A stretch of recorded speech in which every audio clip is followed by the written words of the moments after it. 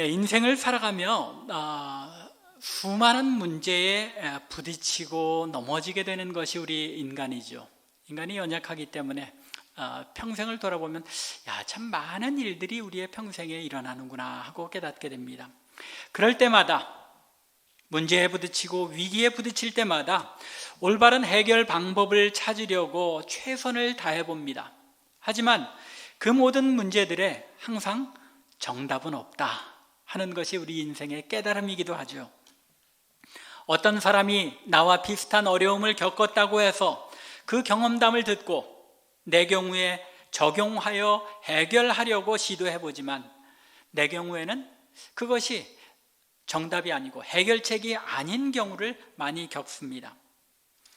그럴 때마다 닥쳐오는 인생의 문제들을 어떻게 바라보고 해결해야 할지 난감할 때가 참 많이 있습니다. 오늘 우리가 읽은 시편 73편을 노래한 시인도 자신이 겪은 인생의 황당한 그런 상황으로 인해서 신앙의 위기에 부딪혔던 것 같습니다. 2절을 보면 시인은 자신이 거의 넘어질 뻔하였고 걸음이 미끄러질 뻔하였다고 고백합니다. 뻔하였다는 것은 다행히 벗어나긴 했지만 거의 그렇게 되어졌다라는 이야기죠. 그런데 중요한 점은 이 시편 기자가 신앙이 없는 사람이었느냐 하면 그렇지 않았다는 겁니다. 신앙이 있는 사람임에도 불구하고 신앙의 위기에 봉착하게 되기도 하고 또 넘어질 뻔하기도 한다는 것, 그것이 우리 성도들이 이 땅을 살아가는 삶의 진리라는 것입니다. 넘어진다고 해서 신앙이 없는 사람만 넘어지는 것이 아니라는 것입니다. 물론 신앙이 연약할수록 더 쉽게 넘어지기도 하죠. 그러나 인생을 살아가면 누구나 예외 없이 시험과 또 위기에 봉착하는 것이 사실이라는 말입니다. 1절의 고백을 보면 시인은 분명히 믿음이 있는 성숙한 성도였습니다. 하나님이 참으로 이스라엘 중 마음이 정결한 자에게 선을 행하신다라고 확신했던 사람입니다. 그렇죠? 하나님께서 마음이 정결하고 하나님을 섬기기 위해 애쓰는 사람들에게 선을 행하시고 공의를 베푸신다는 이런 신앙이 확고했습니다. 하나님의 백성이면 누구나 다 하나님께서 그들에게 복을 베푸시는 것이 아니라 하나님의 백성들 가운데서도 마음이 정결한 자에게 은혜를 베푸시고 선을 행하신다는 믿음을 가졌습니다. 즉 하나님의 행하심과 하나님이 역사하시는 그 방법에 대하여 깊은 관심과 이해를 가진 성숙한 신앙의 성도였다는 것입니다. 그런데 이러한 성숙된 신앙을 가졌던 시인이 자신이 고백한 것처럼 신앙의 큰 위기, 실족할 뻔한 위기에 부딪혔다는 것입니다.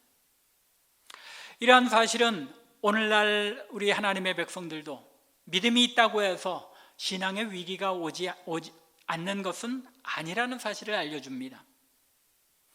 그러나 다행스러운 것은 이 시편 기자는 자신이 넘어질 뻔하였다는 그 표현처럼 하나님의 은혜로 신앙의 위기를 극복할 수 있었습니다. 오늘 시편에서 시인은 자신이 신앙의 위기를 어떻게 극복할 수 있었는지 또 이 극복한 방법은 무엇인지를 아주 상세하게, 진짜 우리가 읽어보면서 이렇게 세밀하게 자신의 심경을 그대로 고백했을까 싶을 정도로 자세하게 우리에게 알려주고 있습니다. 이 해결책, 시인이 오늘 시편에서 우리에게 알려주는 해결책은 단순한 어떤 문제의 표면적인 해결이 아니라 문제의 근본 원인이 어디에 있었는지를 살펴보고 또 그것에 대한 근본적인 해결책을 제시하고 있다는 것입니다. 비록 각자의 문제의 현상은 다를지라도 오늘날 우리가 경험하는 인생의 문제들에도 그 원인이 무엇인지, 그 해결책이 무엇인지를 오늘의 본문을 통해서 깨달을 수 있다는 것입니다. 그러므로 오늘 말씀을 우리가 묵상하는 가운데 오늘날 우리들에게 봉착해 있는 문제들을 어떻게 극복하며 또 오늘의 말씀을 어떻게 적용할 수 있겠는지 함께 생각하는 가운데 은혜를 나누기를 원합니다. 먼저 시인은 우리가 문제를 해결하기 위해서는 문제의 원인이 어디에 있는지를 잘 진단해야 한다고 말합니다. 그렇죠? 문제의 원인이 무엇인지, 문제가 무엇인지를 올바로 파악하지 못하면 문제를 해결할 수가 없습니다. 시인은 자신의 위기가 어디서 출발된 것인지를 정확하게 진단합니다. 아주 세세하게 설명하고 있는데, 시인이 자신의 위기를 돌아볼 때에 그 원인은 두 가지였습니다. 그 첫 번째는 악인의 형통을 부러워하고 질투한 데서 그 위기가 출발하였다는 것입니다. 1절부터 12절에서 이 내용을 말하고 있는데, 시인은 3절에서 악인이 형통하는 것에 대한 불만으로 시작합니다. 그리고 또 12절에서 악인이 항상 평안하고 재물이 늘어가는 것에 대한 불평으로 이 단원을 맺습니다.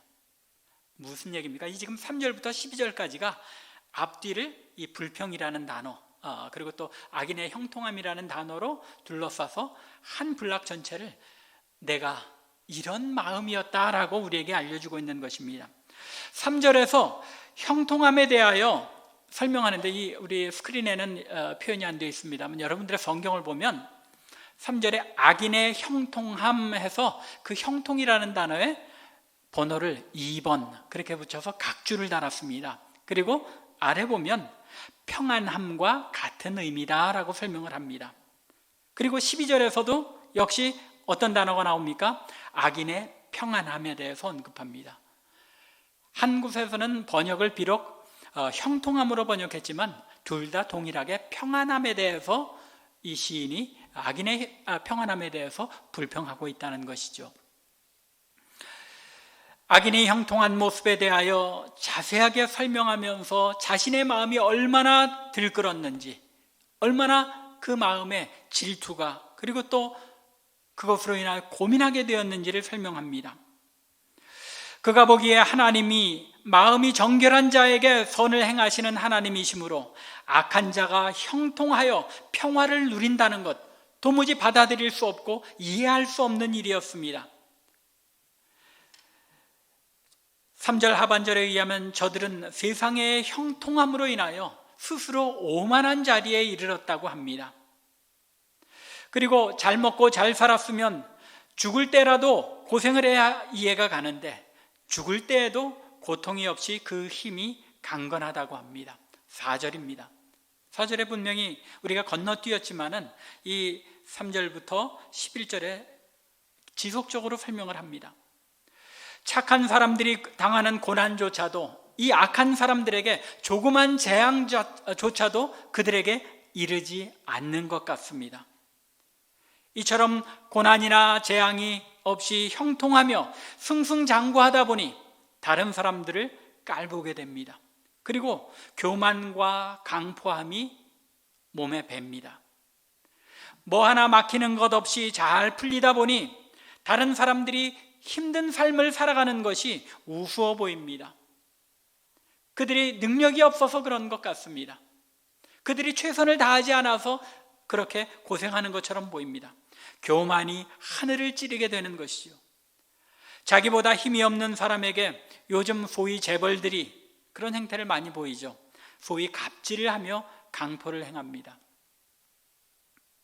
그나마 1세대 재벌들은 자신들이 수고해서 그 부를 이루었기 때문에 좀 덜한데, 2세대, 3세대 재벌들로 넘어가면서 자신들의 능력이 아니라 물려받은 그런 능력으로서 자신들이 가만히 있어도 모든 것이 다 스스로 풀리는 그런 삶을 살다 보니까 오만한 자리에 앉고 교만이 하늘을 찌르게 되고 자신들이 무슨 귀족이나 된 것처럼 그렇게 무례하게 강포를 행하게 된다는 것입니다.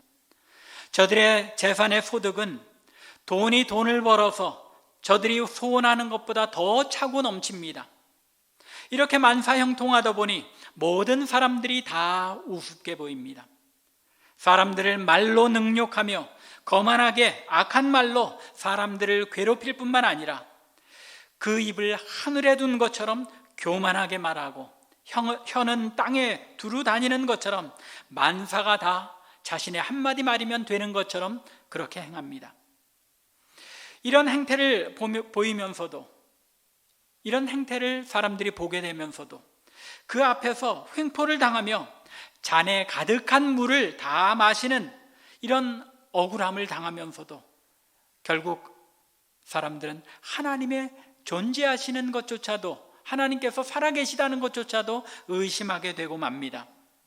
하나님은 인간의 일에는 아무런 관심도 없으시며 참견하지 않으시는 무기력한 하나님으로 여기게 되는 것입니다. 한마디로 이 시인이 보기에 그들은 악한 자들임에도 불구하고 평생을 평안하고 재물을 누릴 뿐만 아니라 얼마나 건강한지 죽을 때조차도 고통이 없으며 고통과 재앙도 없이 떵떵거리며 살다가 죽습니다. 너무나 인생이 잘 풀리다 보니 두려운 것조차도 없습니다. 자신들의 편리를 위해 광포를 휘둘러도 그 누구도 제약하지 못하게 되니까 당하는 사람들은 과연 하나님이 살아계신지, 공의로 인간의 삶에 간섭하고 다스리는 하나님이신지 의문을 가질 수밖에 없게 되었다는 것입니다. 하나님께서 더디 행하시는 것 같고 오히려 믿지 않는 자들을 더 형통하게 내버려 두시는 것을 보며 하나님을 향한 신뢰를 잃어버리고 세상의 방법, 믿지 않는 자들의 광호함을 닮아가고 있는 것, 이것이 오늘날 성도들의 모습, 여러분들의 저의 모습에도 이런 모습들이 깃들고 또 반영되고 있지는 않습니까? 그렇죠. 세상 사람들이 다 승승장구하는 것을 보고 우리만 그저 신앙을 지켜가기 위하여 뒤처지는 것 같고 내가 평생 무엇을 했는가 하고 생각해 볼 때 속에서 억울함이 치밀 수도 있게 된다는 것입니다. 시인의 마음이 그랬습니다. 이 시편 기자는 이것 때문에 심히 고민하였다고 말합니다. 16절에 보면 내가 어쩌면 이를 알까 하여 생각한즉 그것이 내게 심한 고통이 되었다고 말합니다. 그렇죠. 억울하기 그지없습니다. 하나님을 잘 섬기려고 몸부림을 치는데 과연 내 삶은 무엇인지 돌아볼 때마다 억울할 수밖에 없다는 것입니다. 악인들은 이토록 형통하는데 신실하게 믿음을 지키려고 몸부림치는 자신의 삶을 돌아볼 때에 신앙의 회의가 오게 되었습니다. 이것이 이 시편 기자가 진단한 두 번째 자신이 신앙의 위기에 봉착한 원인이었습니다. 자신의 신실한 신앙 생활을 돌아보며 아무리 경건하게 살려고 해도 그것이 다 헛된 것이다 라고 느끼게 되었다는 것입니다. 그래서 14절에 보면 이 시인은 나는 종일 재난을 당하며 아침마다 징벌을 받았도다 라고 고백합니다. 나는 열심히 신앙생활을 하려고 했는데 그 결과를 돌아보니까 자신이 신실하게 신앙의 삶을 살려고 몸부림치는 것이 아무것도 영향을 미치지 못하는 헛된 일이라고 느끼게 된 것입니다. 13절입니다. 내가 내 마음을 깨끗하게 하며 내 손을 씻어 무죄하다 한 것, 이것이 실로 헛되도다. 내가 열심히 하나님의 백성답게 살려고 아무리 애써봐야 이 세상 돌아가는 것을 보면 그것이 아무런 영향도 미치는 것 같지 않다고 생각하며 신앙의 삶에 회의를 가지게 된 것입니다. 아무리 마음을 정결하게 하고 죄를 범하지 않고 죄에서 떠난 깨끗한 삶을 살려고 몸부림을 치며 살아보아도 그 모든 삶이 물거품처럼 헛되게 느껴졌다는 것입니다. 혹시 이 자리에 있는 우리도 우리의 인생을 돌아보면서 그런 마음을 느끼고 있지는 않습니까? 이민생활 중에 열심히 신앙생활하면서 교회와 내 잡만 알면서 그리고 내 가정만 알면서 열심히 신앙생활을 잘 해왔는데 그저 지난 세월들 돌아보니까 아무것도 이룬 것 같지 않고 그에 반하여 오히려 세상 사람들은 자신들의 멋대로 살아가는데도 하나님께서 내버려 두시고 오히려 더 잘되게 해주시는 것 같아서 나만 더 위축되고 또 왜소한 그런 마음을 느끼고 있지는 않습니까? 이 시편 기자가 동일한 그런 삶의 모습을, 그런 신앙의 위기를 가졌다는 것입니다. 이 두 가지 원인, 그 원인이, 그 근본은 단 한 가지에 있죠. 왜 신앙의 위기가 그에게 닥쳐온 것입니까? 바깥 세상을 보고 비교하게 되었다는 것입니다. 비교죠. 내 삶을 보면서 세상 사람들을 보니까, 비교해 보니까 나는 이룬 것이 없는 것처럼, 아무 소용없는 짓을 하고 있는 것처럼 느껴졌다는 것입니다. 다른 사람, 특히 악한 자들이 세상에서 득세하고 번영하여 교만해지는 것을 자신의 삶과 비교하는 데서 이 신앙의 위기가 시작되었다는 것입니다. 이러한 신앙의 위기를 깨닫고 어떻게 이 문제를 이해하고 극복할지에 대해서 고민하느라 시인은 이것이 마음의 극심한 고통이 되었다고 고백합니다. 그러면 이 시인은 이 신앙의 위기를 어떻게 극복했습니까? 17절에 그 답이 주어져 있습니다. 하나님의 성소에 들어갈 때에야 그들의 종말을 내가 깨달았나이다. 시인이 성소에 들어가 하나님 앞에 나아갔을 때 비로소 그 해답을 얻게 되었다는 것입니다. 우리에게 신앙의 이런 시인과 같은 신앙의 위기가 닥쳐올 때에 그것을 극복할 수 있는 방법은 무엇이라는 말입니까? 하나님 앞에 나아갈 때 그 문제가 해결되더라는 것입니다. 그가 성전에 들어가 하나님의 위대하심과 하나님의 어미하심, 그리고 그 무한한 영광을 맛보게 되었을 때 그는 악인들의 형통함이 결국 진정한 형통이 아님을 깨닫게 되었다는 것입니다. 그저 하나님의 성전에 들어갔다는 것, 예배하러 제사드리러 그냥 왔다 갔다 하는 가운데 이루어진 일이 아니라는 것이죠. 사실은 무슨 이야기입니까? 성전에 들어가 그 하나님을 만나게 되었을 때, 하나님을 만나게 될 때에 그 모든 문제가 해결되더라는 것입니다. 하나님 앞에 나아가 예배하며 하나님과의 관계가 회복되며 하나님의 전지전능하심을 다시 한번 확인하며 하나님의 영광의 임재를 맛보게 되었을 때 시인은 하나님의 관점에서 악인의 시간과 그들의 결말을 바라보게 되었다는 것입니다. 자신과 비교하는 것이 아니라 하나님의 관점에서 악인들의 삶을 바라보게 되었다는 것입니다.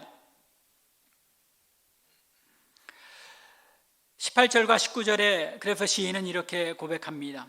주께서 참으로 그들을 미끄러운 곳에 두시며 파멸에 던지시니 그들이 어찌하여 그리 갑자기 황폐되었는가 놀랄 정도로 그들은 전멸하였나이다.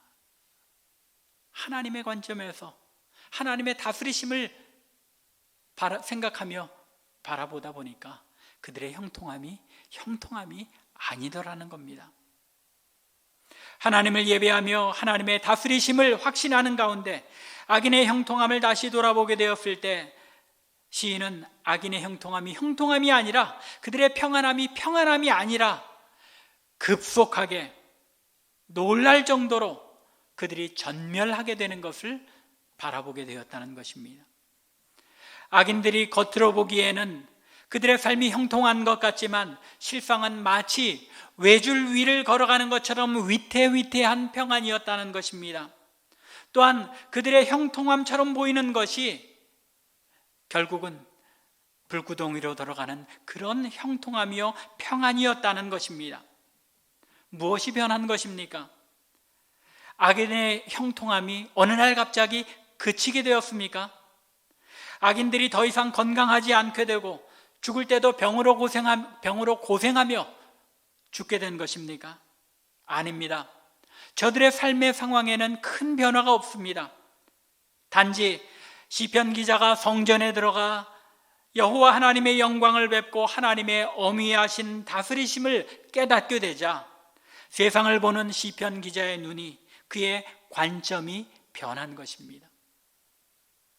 하나님을 만난 우리 믿음의 조상들이 다 이런 경험을 했죠.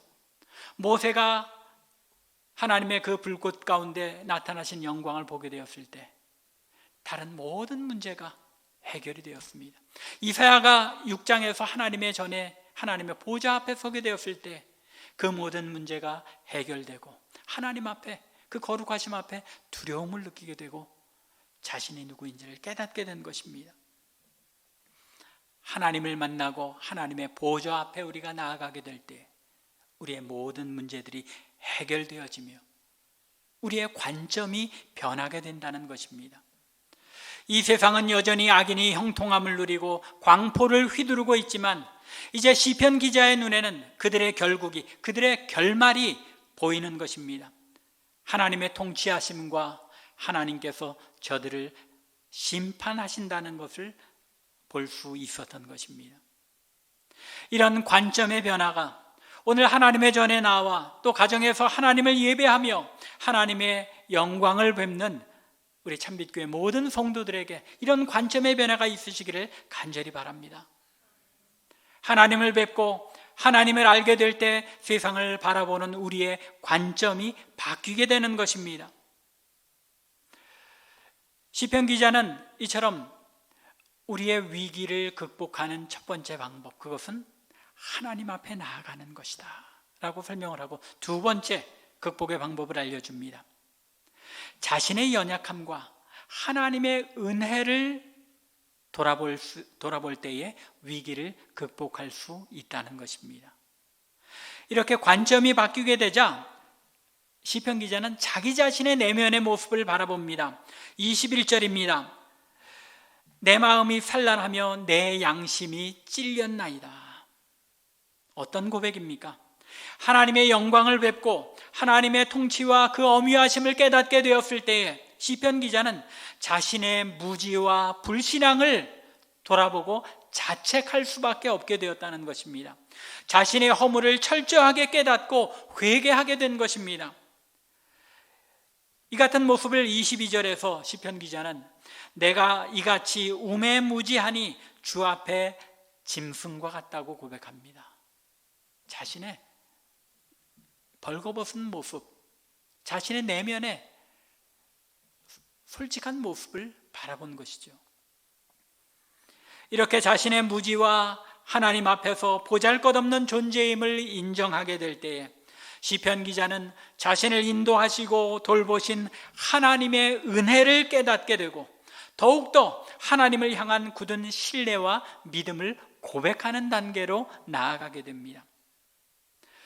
성소에 나아가 하나님의 영광을 뵙고 하나님의 통치하심을 깨닫게 되었을 때 악인들이 형통하며 살아가는 이 세상이 변한 것은 아니지만 시편 기자의 관점이 바뀌게 되었던 것처럼 이제 하나님 앞에서 자신의 모습을 발견하고 깨닫게 되었을 때 14절에서 자신이 매일매일 하루 종일 재앙 가운데 살아가고 있다고 불평하던 자리에서 변하여 이제는 23절에서 고백하기를 내가 항상 주와 함께하니 주께서 내 오른손을 붙드셨나이다 라고 고백합니다. 하나님의 나를 붙드시고 내 삶을 인도하시는 그 은혜를 돌아보고 깨닫게 되었다는 것입니다.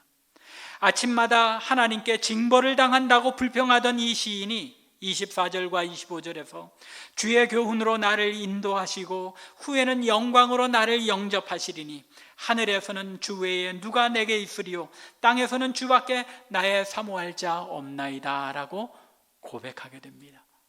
놀라운 변화 아닙니까? 불평, 불만이 세상 사람들과 비교하면서 나는 왜 요 모양 요 꼴로 신앙을 지킨답시고 이렇게 살아야 하는가라고 불평하던 시인이 하나님께서 내 오른손을 붙들고 계셨구나. 하나님께서 주의 교훈으로 내 삶을 인도하셨구나. 나를 영원한 영광으로 영접하실 것이구나. 하나님께 나에게는 사모할 분이 없는 것이구나 하고 깨닫고 고백하게 되었다는 것입니다. 이것이 신앙의 위기를 극복해 나가는 순서이며 비결입니다. 하나님 앞에 나아가 하나님을 예배하며 하나님의 임재의 영광을 맛보는 가운데 하나님의 어미하심과 그 하나님께서 내 삶에 간섭하시고 다스리신다는 것을 깨닫게 될 때 시인은 자신의 연약함을 깨닫는 동시에 자신에게 임한 하나님의 은혜를 돌아보게 된 것입니다. 그리고 급기야는 어떻게 고백하게 됩니까? 하나님을 가까이 하는 것이 복인 것을 깨닫게 됩니다. 28절이죠. 하나님을 가까이 함이 내게 복이라. 내가 주 여호와를 나의 피난처로 삼아 주의 모든 행적을 전파하리이다. 하나님을 가까이 하는 것, 내가 내 인생에 실패하는 것이 아니라 세상 사람들보다 못하게 사는 것이 아니라 그것이 내게 복이었구나 하고 깨닫고 고백하게 되었다는 것입니다. 하나님께서 과연 당신의 백성들에게 관심이나 있으신 것인지, 당신의 백성들의 형편을 알기나 하시는지 의문을 가지고 불평하였던 이 시인의 관점이, 그리고 이 시인의 불평이 이제는 주의 모든 행적을 내가 전파하리이다. 하나님께서 얼마나 선하신 분이신지, 하나님께서 얼마나 우리를 사랑하시는 분인지, 내 삶에, 우리 하나님의 백성의 삶에 얼마나 놀라운 일들을 행하신 분인지를 내가 선포하며 살겠다고 다짐하고 있는 것입니다. 얼마나 놀랍고 아름다운 변화입니까? 이 주일 오후 하나님의 전에 나와 하나님의 보좌 앞에 엎드려 예배하는 참빛교회 성도들, 또 가정에서 온라인으로 예배드리는 모든 성도들에게 오늘 이 시편 기자에게 일어났던 이런 변화가 있으시기를 간절히 축원합니다. 악인이 형통하는 세상을 바라보며 절망하는 자리에서 하나님의 통치하심을 깨닫고 저들의 결국을, 저들의 종말을 바라볼 수 있는 자리로 나아가는 우리 모두 되기를 바랍니다. 이전에는 악인의 형통을 보며 실족할 뻔하는 한 자리에서 변하여 자신의 부족함을 깨닫고 하나님 앞에 나 자신의 우매함과 부족함을 토로하고 회개하는 자리에 나아가기 바랍니다. 내가 종일 하나님께 재앙을 당한다고 불평하던 자리에서 내가 항상 주와 함께하니 주께서 내 오른손을 붙드셨나이다 라고 고백하며 나아가는 저와 여러분들 될 수 있기 바랍니다. 내가 매일 아침마다 하나님께 징벌을 당한다라고 불평하던 자리에서 주께서 교훈으로 나를 인도하시고 영광으로 나를 영접하신다라고 고백하는 자리에까지 나가기 바랍니다. 이 예배에 참석한 우리 참빛교회 성도들 한 분 한 분마다 예배를 드리고 마치고 집으로 돌아가는 순간 하나님께 가까이 하게 됨이 나에게 복이다라고 고백하며 내가 주 여호와를 나의 피난처로 삼고 주의 모든 행사를 전파하리이다라고 고백하며 여러분들의 집으로, 일상으로 돌아가는 놀라운 변화가 있기를 바랍니다. 이 시편 기자의 관점의 변화, 하나님을 만나는 데서 이루어진 것을 분명히 깨닫고 우리 하나님께서 오늘 이 예배에 나를 만나 주셔서 내 눈을 변화시켜 주시고 하나님의 그 다스리심과 위대하심을, 그리고 하나님을 가까이 하는 것이 나에게 참 복인 것을 깨닫고 고백하는 이런 놀라운 변화를 체험하는 저와 여러분들 되기를 주님의 이름으로 간절히 축원합니다. 기도드리겠습니다.